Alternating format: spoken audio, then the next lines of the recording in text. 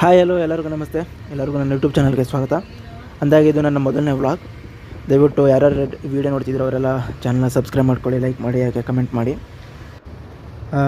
ಈ ವಿಂಡೋ ಸೀಟಲ್ಲಿ ಕೂತು ಹೆಡ್ಫೋನ್ ಹಾಕ್ಕೊಂಡು ಚೆನ್ನಾಗಿರೋ ಮೆಲೋಡಿ ಸಾಂಗ್ನ ಕೇಳ್ತಾ ಹಾಗೆ ಸುತ್ತಮುತ್ತ ಇರೋ ಪ್ರಕೃತಿನ ನೋಡ್ತಾಯಿದ್ರೆ ಆ ಮಜನೇ ಬೇರೆ. ಅಷ್ಟಕ್ಕೂ ಮ್ಯಾಟ್ರ್ ಏನಪ್ಪ ಅಂತಂದರೆ, ತುಂಬ ದಿನ ಆದಮೇಲೆ ನಾನು ನನ್ನ ಫ್ರೆಂಡ್ಸ್ ಎಲ್ಲ ಸೇರಿಕೊಂಡು ಒನ್ ಡೇ ಟ್ರಿಪ್ ಹೋಗೋಣ ಅಂಥೇಳಿ 1 ವೀಕ್ ಬೇಕಿಂದಲೇ ಪ್ಲ್ಯಾನ್ ಮಾಡಿದ್ವಿ. ಇವತ್ತು ಆ ಪ್ಲ್ಯಾನ್ ಎಕ್ಸಿಕ್ಯೂಟ್ ಮಾಡೋಕ್ಕೆ ಹೋಗ್ತಾಯಿದ್ವಿ. ಅಂದಾಗೆ ನಾನು ಬೆಂಗಳೂರಿಂದ ಮಾರ್ನಿಂಗ್ ಟ್ರೈನ್ ಎತ್ಕೊಂಡು ನಮ್ಮೂರಿಗೆ ಹೋಗ್ತಾಯಿದ್ದೀನಿ. ನಮ್ಮೂರು ದಾವಣಗೆರೆ ಜಿಲ್ಲೆ ಹೊನ್ನಾಳಿ ತಾಲೂಕು. ಹಾಗೆ ಈ ವಿಡಿಯೋ ನೋಡ್ತಿರೋರು ನಿಮ್ಮೂರು ಯಾವುದು ಅಂತೇಳಿ ಕಮೆಂಟ್ ಸೆಕ್ಷನಲ್ಲಿ ಕಮೆಂಟ್ ಮಾಡಿ.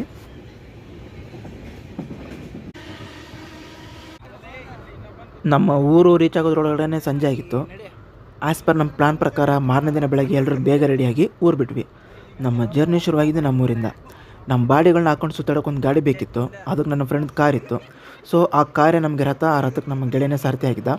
ಅಂದಾಗೆ ನಾವಿವತ್ತು ಹೋಗ್ತಾ ಇರೋದು ಶಿವಮೊಗ್ಗ ಜಿಲ್ಲೆ ಸಾಗರ ತಾಲೂಕಲ್ಲಿರೋ ಇಕ್ಕೇರಿಯ ಅಘೋರೇಶ್ವರ ದೇವಸ್ಥಾನಕ್ಕೆ.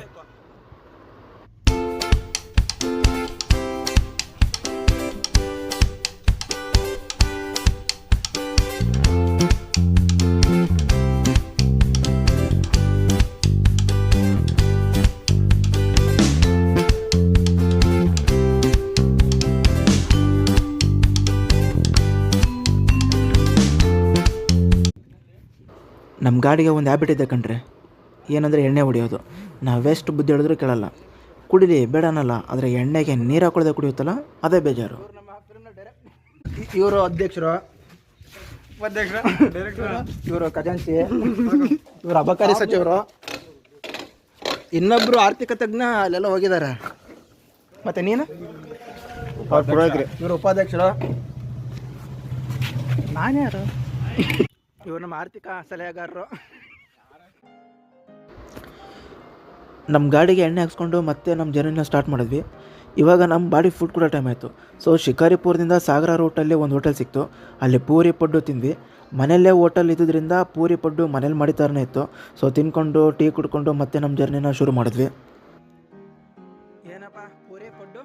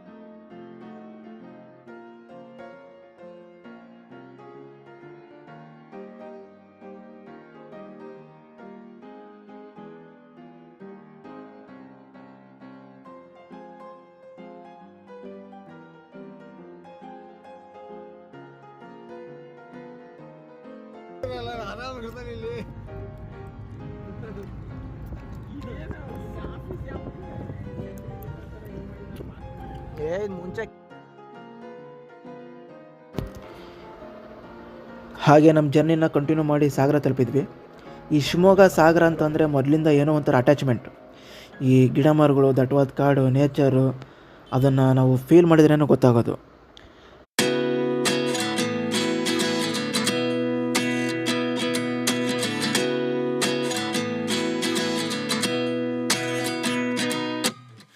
ನಾನು ಡಿಪ್ಲೊಮಾ ಕಂಪ್ಲೀಟ್ ಮಾಡಿದ್ದು ಇಲ್ಲೇ ಇದೆ ನೋಡಿರಿ, ನಮ್ಮ college SMP Sanjay memorial polytechnic. ಇಲ್ಲೇ ಮೆಕ್ಯಾನಿಕಲ್ ಡಿಪಾರ್ಟ್ಮೆಂಟಲ್ಲಿ 2 ವರ್ಷ ದಬಾಕಿದ್ದು. ಅಲ್ಲಿಂದ ಮುಂದೆ ಬಂದರೆ ಇದು ನಮ್ಮ one and only saloon shop in Ikkeri circle.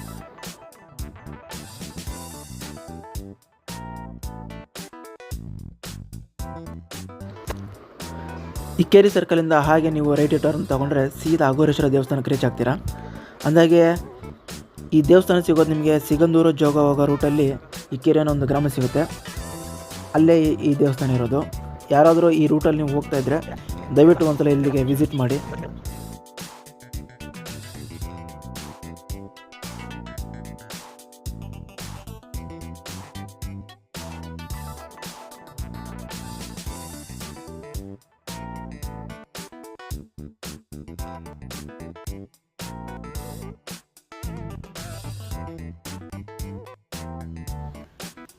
ಇದೇ ನೋಡಿ ಇಕ್ಕೇರಿಯ ಅಘೋರೇಶ್ವರ ದೇವಸ್ಥಾನ.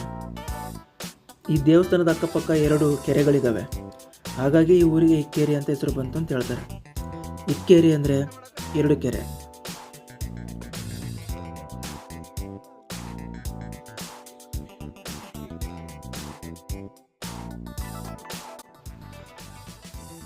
ಇದೇನು ನೋಡ್ತಾ ಇದ್ದೀರಲ್ಲ, ಇದು ಆಗಿನ ಕಾಲದಲ್ಲಿ ನ್ಯಾಯ ಪಂಚಾಯತಿ ಮಾಡ್ತಿದ್ದ ಜಾಗ. ಅಂದರೆ ಆಗಿನ ಕಾಲದಲ್ಲಿ ರಾಜರು ಜನಗಳು ಏನೋ ನ್ಯಾಯ ಪಂಚಾಯತಿ ಮಾಡ್ಬೇಕಾದ್ರೆ ಇಲ್ಲೆಲ್ಲ ಸೇರ್ತಾಯಿದ್ರು. ಬನ್ನಿ ದೇವಸ್ಥಾನ ಒಳಗೆ ಹೋಗೋಣ.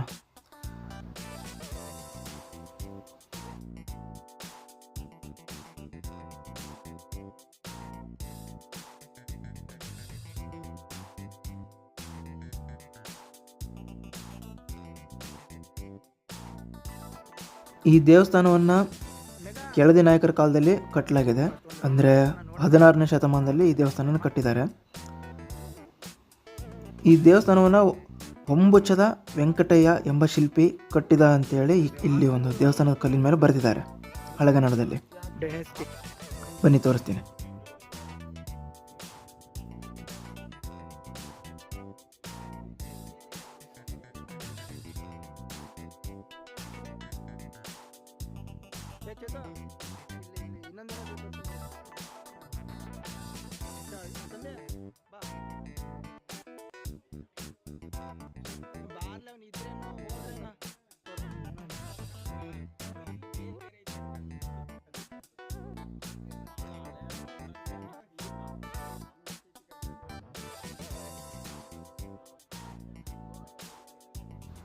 ನೋಡಿ ಇದೆ ಈ ಮಂಟಪದ ಕೆಲಸವಗೈದ ಆಚಾರಿ ಒಂಬುಚದ ವೆಂಕಟಯ್ಯನು ಅಂತ ಇದೆ.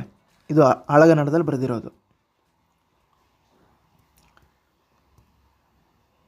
ಇಲ್ಲಿ ಅಬ್ಸರ್ವ್ ಮಾಡಿ, ದೇವಸ್ಥಾನದ ಬಾಗಿಲುಗಳನ್ನ ಮಾತ್ರ ಕೆಂಪು ಬಣ್ಣದ ಕಲ್ಲಲ್ಲಿ ಕಟ್ಟಿದ್ದಾರೆ. ಕೆಂಪು ಬಣ್ಣದ ಕಲ್ಲನ್ನು ಮಾತ್ರ ಆ ಥರ ಡಿಸೈನ್ಗೆ ಯೂಸ್ ಮಾಡಿದ್ದಾರೆ. ಅದು ನೋಡ್ಲಿಕ್ಕೆ ತುಂಬ ಚೆನ್ನಾಗಿ ಕಾಣುತ್ತೆ.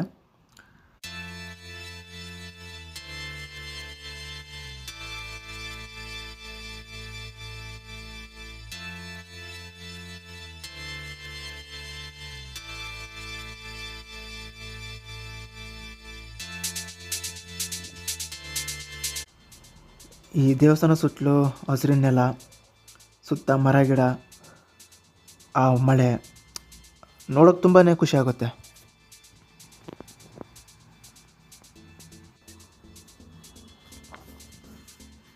ಇಲ್ಲಿ ನೋಡಿ, ಇಲ್ಲೇನೊಂದು ಕಂಬದ ಮೇಲೆ ಆವಿನ ಕೆತ್ತನೆ ಇದೆಯಲ್ಲ, ಇದು ಈ ದೇವಸ್ಥಾನದ ಅಂಡರ್ಗ್ರೌಂಡ್ ಮ್ಯಾಪ್. ಅಂದರೆ ಈ ದೇವಸ್ಥಾನಕ್ಕೆ ಅಂಡರ್ಗ್ರೌಂಡ್ ಇತ್ತು ಅಂಥೇಳಿ, ಮತ್ತು ಅದು ತುಂಬ ಜಾಗಗಳಿಗೆ ಕನೆಕ್ಟ್ ಆಗ್ತಾಯಿತ್ತು ಅಂತ ಹೇಳ್ತಾರೆ. ಯಾವ ದೇವಸ್ಥಾನಕ್ಕೆ ಅದರ ಫೌಂಡೇಶನ್ ಚಡಿ ಅಂತೇನು ಹೇಳ್ತೀವಿ 5 ಸ್ಟೆಪ್ ಇರುತ್ತೋ, ಆ ದೇವಸ್ಥಾನಕ್ಕೆ ಅಂಡರ್ಗ್ರೌಂಡ್ ಇರುತ್ತೆ. ಇದು ಆ ಕಾಲದ ಒಂದು ಟ್ರಿಕ್ಕು, ಮತ್ತೊಂದು ಕ್ಲೂ ಕೂಡ.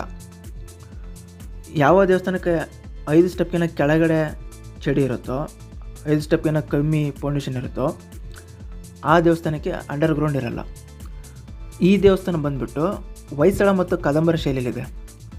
ಸೊ ನೀವು ಹೊಯ್ಸಳರ ಯಾವುದೇ ದೇವಸ್ಥಾನ ನೋಡಿ, ಅದಕ್ಕೆ 5 ಸ್ಟೆಪ್ ಇರುತ್ತೆ, ಹಾಗೆ ಅದಕ್ಕೆ ಅಂಡರ್ಗ್ರೌಂಡು ಇರುತ್ತೆ.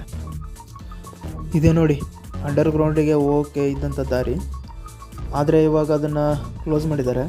ತೋರಿಸ್ತೀನಿ ನೋಡಿ, ಇಷ್ಟೇ ಕಾಣೋದು. ಕ್ಲೋಸ್ ಮಾಡಿದ್ದಾರೆ ಇವಾಗ ಅದನ್ನು.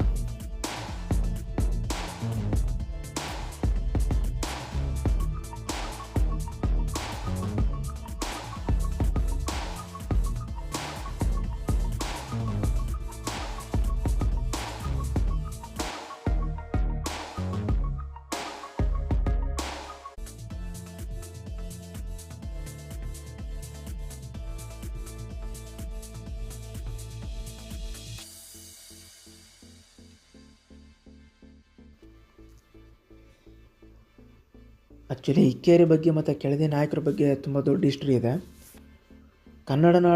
ನಮ್ಮ ಕನ್ನಡ ನಾಡಿನ ಇತಿಹಾಸದಲ್ಲಿ ಇದು ತುಂಬ ಪ್ರಮುಖ ಸ್ಥಾನ ಪಡ್ಕೊಂಡಿದೆ. ಯಾಕಂದರೆ ಇವರು ಮೊದಲು ವಿಜಯನಗರದ ಸಾಮಂತರಾಗಿರ್ತಾರೆ.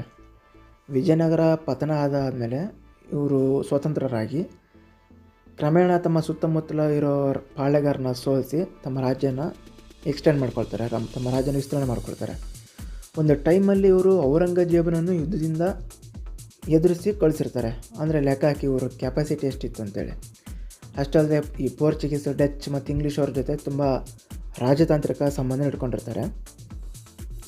ಇವರು ಎಲ್ಲಿವರೆಗೂ ತಮ್ಮ ರಾಜ್ಯ ವಿಸ್ತಾರ ಮಾಡಿದರು ಅಂದರೆ ಉತ್ತರದ ಗೋವಾದಿಂದ ಹಿಡಿದು ದಕ್ಷಿಣದಲ್ಲಿ ಕೇರಳದ ಚಂದ್ರಗಿರಿ ನದಿಯವರೆಗೂ ಇವರು ತಮ್ಮ ರಾಜ್ಯನ ವಿಸ್ತರಣೆ ಮಾಡ್ಕೊಂಡಿರ್ತಾರೆ. ಇಕ್ಕೇರಿ ಮೊದಲು ರಾಜಧಾನಿ ಆಗಿರುತ್ತೆ. ಅದಾದಮೇಲೆ 1639ರಲ್ಲಿ ಇದನ್ನು ಬಿದನೂರಿಗೆ ಚೇಂಜ್ ಮಾಡ್ತಾರೆ. ಸೊ ಇಕ್ಕೇರಿ ತುಂಬಾ ದೊಡ್ಡ ಹಿಸ್ಟ್ರಿ ಇದೆ. ಅದ್ರ ಬಗ್ಗೆ ಬೇಕಾದರೆ ನಿಮಗೆ ಸಪ್ರೇಟ್ ವೀಡಿಯೋಗಳು ಸಿಗ್ತವೆ, ದಯವಿಟ್ಟು ಹೋಗಿ ನೋಡಿ. ಇದು ಅಖಿಲಾಂಡೇಶ್ವರಿ ದೇವಸ್ಥಾನ ಅಂತೇಳಿ. ಬನ್ನಿ ನೋಡೋಣ ಹೇಗಿದೆ ಅಂತ. ಕೂರೋದಕ್ಕೆ ಕಟ್ಟೆ ಮಾಡಿದ್ದಾರೆ.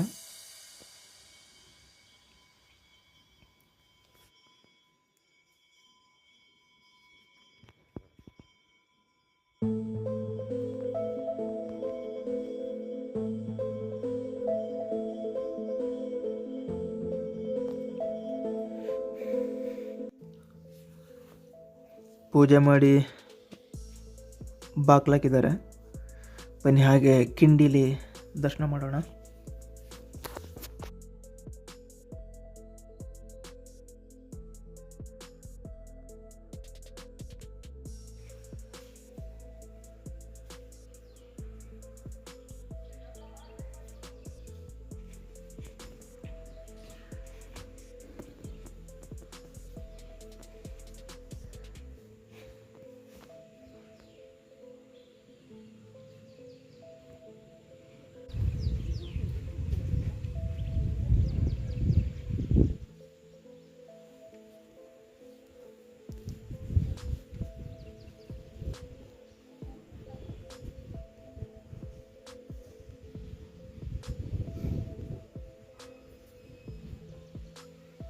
ಬನ್ನಿ ಇವಾಗ ಮುಖ್ಯ ದೇವಸ್ಥಾನದ ಒಳಗಡೆ ಹೋಗೋಣ.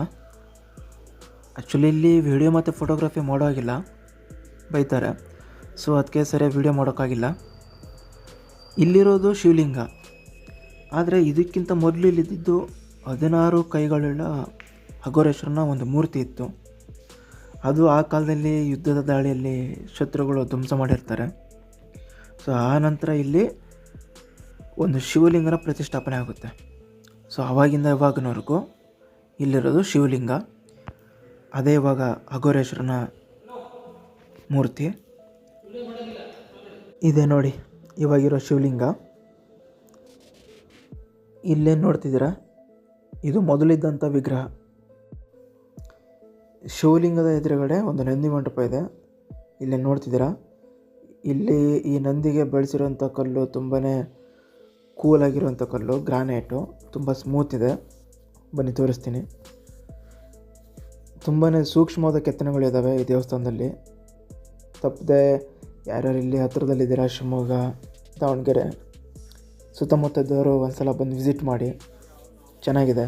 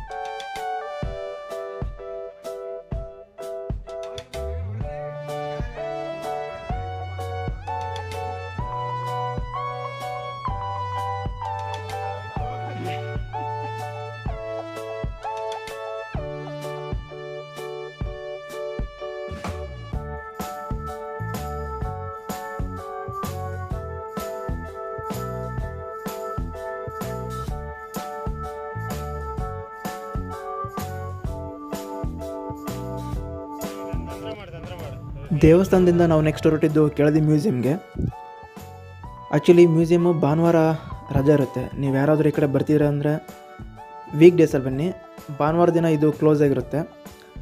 ಸೊ ಈ ಮ್ಯೂಸಿಯಮಲ್ಲಿ ಈ ಕೇರಿ ಕೆಳದಿ ಸುತ್ತಮುತ್ತ ಹಿಂದೆ ಸಿಕ್ಕಂಥ ವಸ್ತುಗಳನ್ನ ಇಲ್ಲಿ ಇಟ್ಟಿದ್ದಾರೆ. ಹಾಗೆ ರಾಜರ ಕಾಲದಲ್ಲಿ ಉಪಯೋಗಿಸಿದಂಥ ವಸ್ತುಗಳು, ಕತ್ತಿ, ಆಗಿನ ಕಾಲದ ಕೆಲವು ಸಾಮಗ್ರಿಗಳು ಇಲ್ಲಿದ್ದಾವೆ. ಹಾಗೆ ಇಲ್ಲಿ ಮೈಸೂರು ರಾಜರಿಗೆ ಇಲ್ಲಿ ಏನು ಶಿವಪ್ಪನಾಯಕ ಅವ್ರ ಮದುವೆ ಮತ್ತು ಬೇರೆಯವ್ರು ಯಾವುದೋ ಮದುವೆ ನಡೀತಿತ್ತು, ಆವಾಗ ಅವರಿಗೆ ಇನ್ವಿಟೇಷನ್ ಕೊಟ್ಟಿದ್ದು ಮೈಸೂರು ಸಂಸ್ಥಾನದಿಂದ. ಕೆಲವು ಏನು ಆಗಿನ ಕಾಲದಲ್ಲಿ ಏನೇ ಪ್ರೋಗ್ರಾಮ್ ಮಾಡಿದ್ರು ಅವರು ಇವರಿಗೆ ಇನ್ವಿಟೇಷನ್ ಕೊಟ್ಟಿದ್ದು ಎಲ್ಲ ಇಲ್ಲಿ ಇನ್ವಿಟೇಷನ್ ಕಾರ್ಡುಗಳಿದ್ದಾವೆ. ಈ ಮ್ಯೂಸಿಯಮ್ಮು ಮತ್ತು ದೇವಸ್ಥಾನನ ಮಿಸ್ ಮಾಡಿದಾಗ ನೋಡಿ.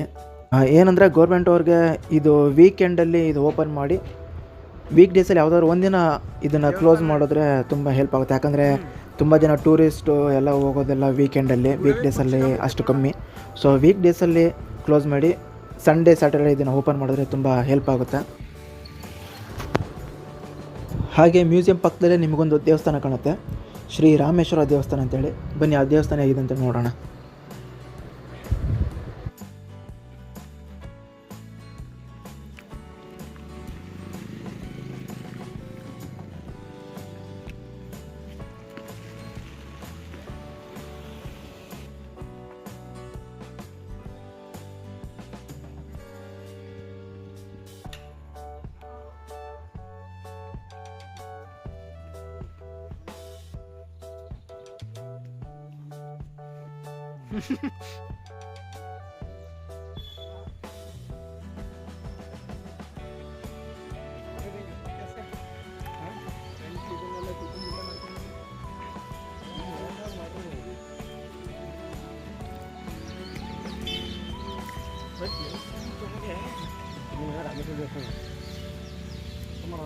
ಮತ್ತೆ ಇವ್ರದ್ದು ಕೆಳದಿ ನಾಯಕರದ್ದು ಇದು ಮನೆನೇ ಇದೇನಾ?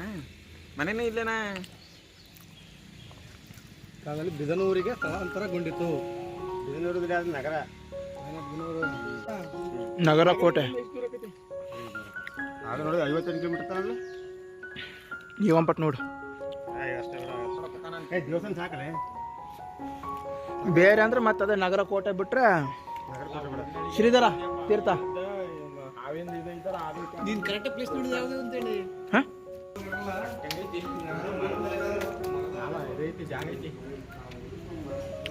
ಇದು ಅದರದ್ದೇ ಕಾಣ್ಲ ಶೂಟಿಂಗ್ ಇಲ್ಲೇ ಮಾಡ್ತಿದ್ದಾರೆ. ಐ ಅದು ಮನೆ ಒಳಗಿರೋದು. ನೋಡಿ ಅವಾಗ ಇಲ್ಲೆಲ್ಲ ಪಂಚಾಯತಿ ನಡೀತಿತ್ತು.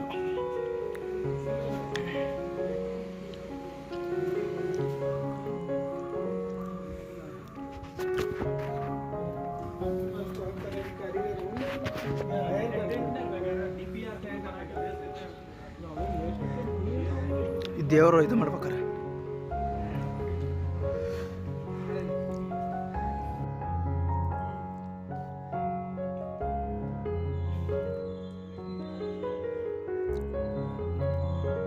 ಅಲ್ಲಿ ದೇವಸ್ಥಾನದಿಂದ ನಿತ್ತಲ್ಲ, ಅಲ್ಲಿ ದೇವಸ್ಥಾನದಿಂದ ನಿತ್ತಲ್ಲ ಮನೆ, ಅದು ಶಿವಪ್ಪನಾಯಕ ಮನೆ.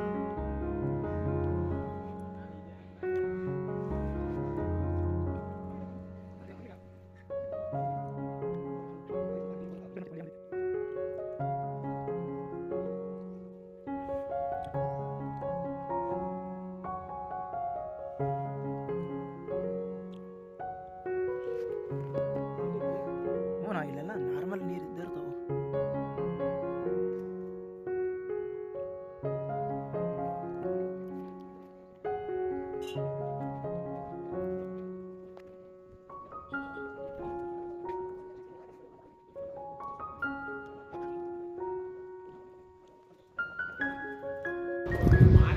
ಇಲ್ಲೇನು ನೋಡ್ತಾ ಇದ್ದೀವಿ ನಾವು, ಈ ಮರದ ಡಿಸೈನ್ ವುಡ್ ವರ್ಕ್ ಏನಿದೆಯಲ್ಲ, ಇದನ್ನು ಜಕಣಾಚಾರ್ಯ ಅವರು ಕೆತ್ತಿದ್ದು ಅಂತ ಹೇಳ್ತಾರೆ. ಜಕಣಾಚಾರ್ಯ ಅವರು ಕಲ್ಲಲ್ಲೇ ಬಿಟ್ಟಿಲ್ಲ, ಆ ಥರ ಕೆತ್ತಿದ್ದಾರೆ. ಇನ್ನು ಮರ ಎಲ್ಲ ಯಾವ ಲೆಕ್ಕ ಅಲ್ವಾ?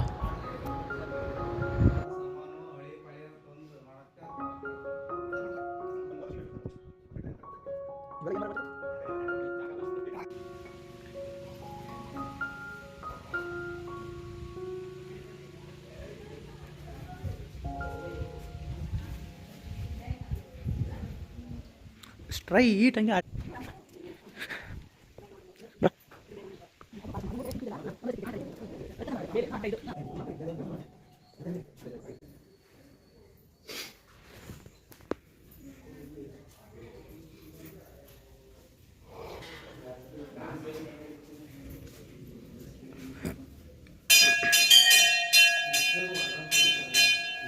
ಈಗ ಅದು ಒಳಗಡೆ ವುಡ್ ವರ್ಕ್ ಮಾಡ್ಯಾರಲ್ಲ ಅಲ್ಲಿ ನಿಂಚತ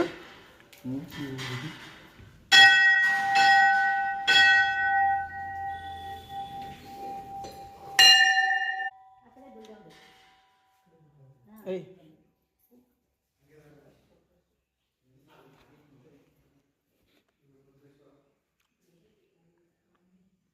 ಚೇತ ಇಲ್ಲಿ ಮೇಲ್ಗಡೆ ನೋಡಿಲ್ಲ ಹಾಸು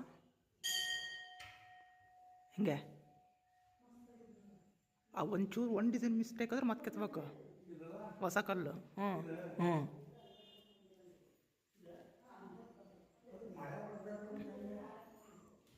ಬಿರುಕಿದ್ದಲ್ಲೇ ಮಳೆ ಹೊಡೆದಾರ.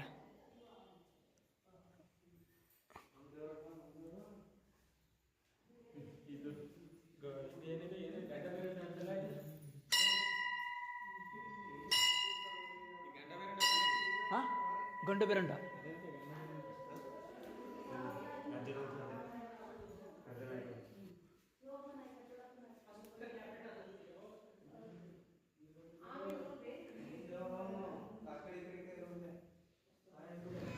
ಇದೆ ನೋಡಿ, ಕೆಳದಿ ಅರಸರ ರಾಜಲಾಂಛನ ಗಂಡು ಬೇರುಂಡ.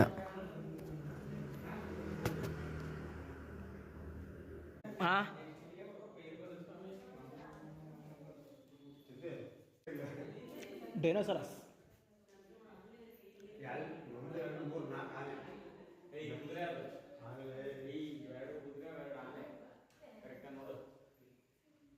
ಇಲ್ಲಿ ನೋಡಿಲ್ಲ, ಇಲ್ಲಿ ಸಂಧ್ಯೆ ಗಡ್ಡ ಕಂಡಿರೋದು ಬ್ಯಾಡ್ರ ಬೊಮ್ಮ ಸಾಬ್ರ.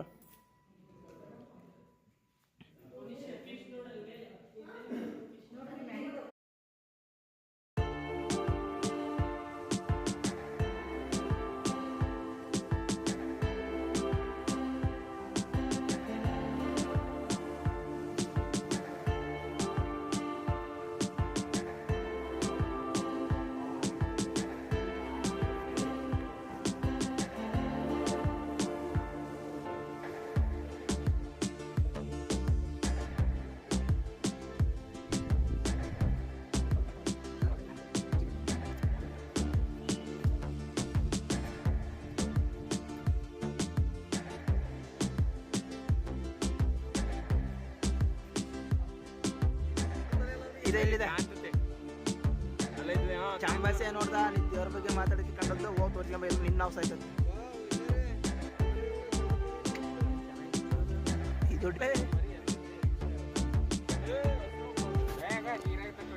ನಾವು ಕೆಳದಿಂದ ನೆಕ್ಸ್ಟ್ ಹೊರಟಿದ್ದು ವರದಳ್ಳಿಯಲ್ಲಿರೋ ಶ್ರೀಧರ ಆಶ್ರಮಕ್ಕೆ. ನಾವು ಆಶ್ರಮ ರೀಚ್ ಆಗೋದ್ರೊಳಗಡೆ ಮಧ್ಯಾಹ್ನ 2 ಗಂಟೆ ಆಗಿತ್ತು. ಸೊ ಪ್ರಸಾದನೂ ಖಾಲಿ ಆಗೋ ಸ್ಟೇಜಲ್ಲಿತ್ತು. ಸೊ ನಾವು ಫಸ್ಟು ಪ್ರಸಾದ ತೊಗೊಂಡು ನೆಕ್ಸ್ಟು ದೇವರ ದರ್ಶನಕ್ಕೆ ಹೊರಟ್ವಿ.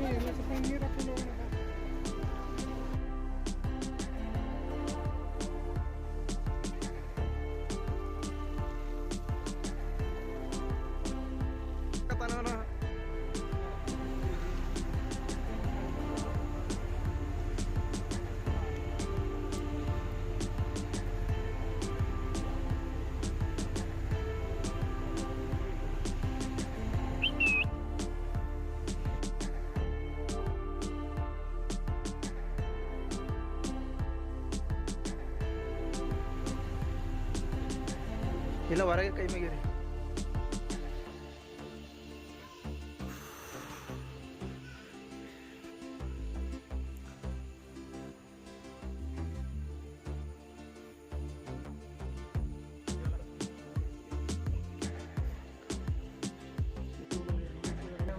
ಇಲ್ಲ ಹಂಗಿರುತ್ತೆ ಕಣ ಸೊಂಪು. ನಮ್ಮ ಡಯಟ್ ಅಲ್ಲೋ, ನಮ್ಮ ಡಯಟ್ ಮಾಡಿ ಅಲ್ಲ ಚೇತ, ನಮ್ಮವು ಡಯಟ್ ಮಾಡಿ ಮಾಡಿ ಸ್ಲಿಮ್ ಆಗಿದ್ದಾವೆ.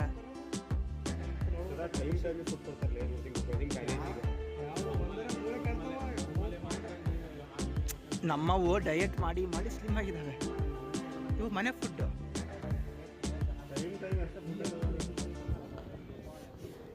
ಶ್ರೀಧರ ಆಶ್ರಮದಿಂದ ನಮ್ಮ ನೆಕ್ಸ್ಟ್ ಪ್ಲೇಸ್ ಆ್ಯಂಡ್ ನಮ್ಮ ಜರ್ನಿಯ ಫೈನಲ್ ಪ್ಲೇಸ್ಗೆ ಹೊರಟ್ವಿ. ಅಂದಾಗೆ ಆ ಪ್ಲೇಸ್ ಯಾವುದು ಅಂತ ಹೇಳಿದ್ರೆ ಗೇರುಸೊಪ್ಪ ಜಲಪಾತ ಅಂದರೆ ಜೋಗ್ ಫಾಲ್ಸ್. ನೀವು ಶಿವಮೊಗ್ಗ ಸಾಗರದುರ್ಗ ಹೋಗಿ ಜೋಗ್ ಫಾಲ್ಸ್ನ ನೋಡಿಲ್ಲ ಅಂದರೆ ನೀವು ಹೋಗಿದ್ದು ವೇಸ್ಟೇ.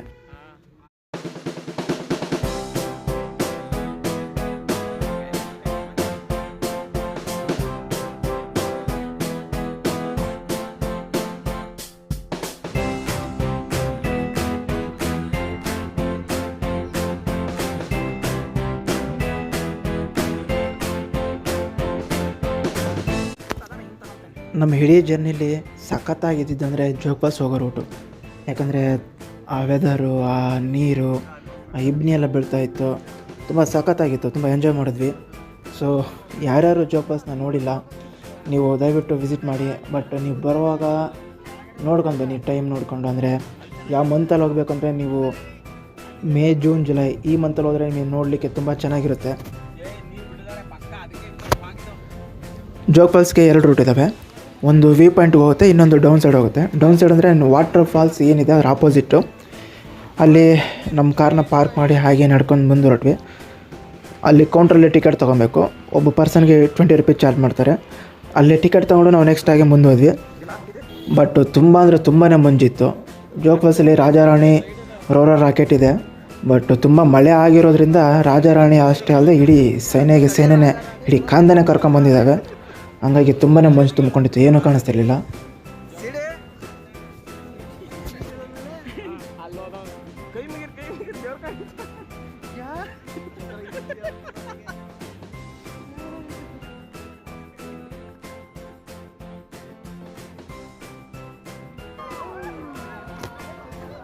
ಸೊ ತುಂಬ ಮಂಜಿರೋದ್ರಿಂದ ಅದೇನೂ ಕಾಣಿಸ್ತಿರೋ ಕಾರಣಕ್ಕೆ ನಾವು ನೆಕ್ಸ್ಟ್ ವ್ಯೂ ಪಾಯಿಂಟ್ ಕಡೆ ಹೋಗೋಣ ಅಂತ ಹೊರಟ್ವಿ.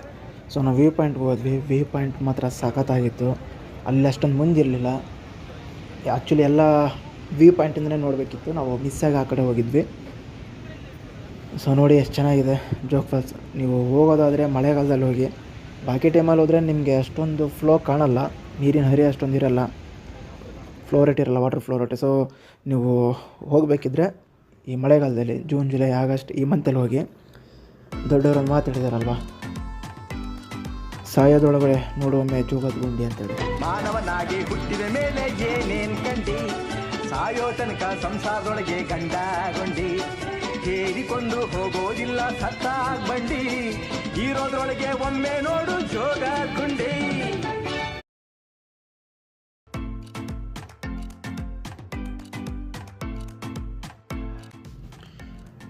ಚೈಲ್ಡ್ಹುಡ್ ಫ್ರೆಂಡ್ಸ್ ಜೊತೆ ಸೇರಿಕೊಂಡು ಈ ಥರ ಒನ್ ಡೇ ಟ್ರಿಪ್ ಮಾಡೋದು ತುಂಬಾ ಮಜವಾಗಿರುತ್ತೆ. ಇನ್ನು ಯಾರ್ಯಾರು ನಿಮ್ಮ ಫ್ರೆಂಡ್ಸ್ ಜೊತೆ ಈ ಥರ ಟ್ರಿಪ್ ಮಾಡಿಲ್ಲ ದಯವಿಟ್ಟು ಒಂದು ಪ್ಲ್ಯಾನ್ ಮಾಡ್ಕೊಂಡು ಆದಷ್ಟು ಬೇಗ ಒನ್ ಡೇ ಟ್ರಿಪ್ ಮಾಡಿ, ತುಂಬ ಮಜವಾಗಿರುತ್ತೆ. ಅಂದಾಗೆ ಇದು ನನ್ನ ಫಸ್ಟ್ ಬ್ಲಾಗ್ ಆಗಿತ್ತು.